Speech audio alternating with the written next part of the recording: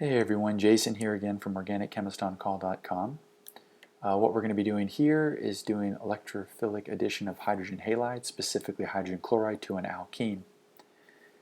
Now if we look at this structure, we'll see that it's symmetrical. It's a symmetrical alkene.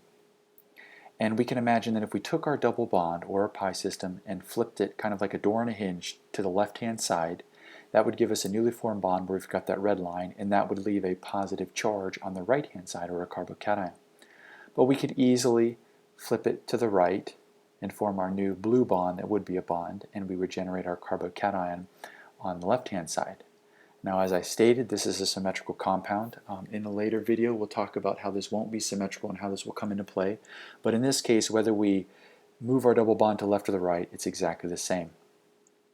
So in this case, if we take our alkene and we have our HCl, our double bond is our nucleophile, or we can think of the double bond as a nucleophilic, a source of the nucleophile because it has electrons.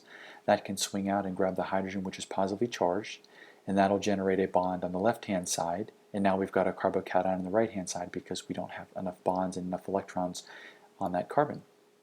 So I'm going to take this structure, and what I'm going to do is, all this is demonstrating is if I take the left-hand structure, I'm going to convert it to the right-hand structure, which is going to match the overall visual format of the top right-hand structure. That's all that's going on here. And to finish this mechanism, we always know that we draw our arrows, as we've seen, from our negative to our positive.